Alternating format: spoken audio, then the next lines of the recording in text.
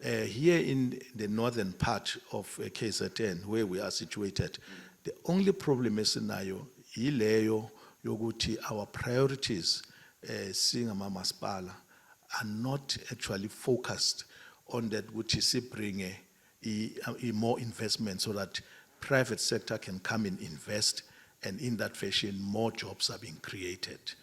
That is why uthola lento yemanipulation. And it's like many political parties, particularly iziphethe ngapha, or the political party that ephethe in most of the municipalities in the northern part, ungathi enjoy lento ukuthi abantu bahlupheke so that izokwazi ukuba manipulate bazi ukuthi bayavotelwa bahlala in power.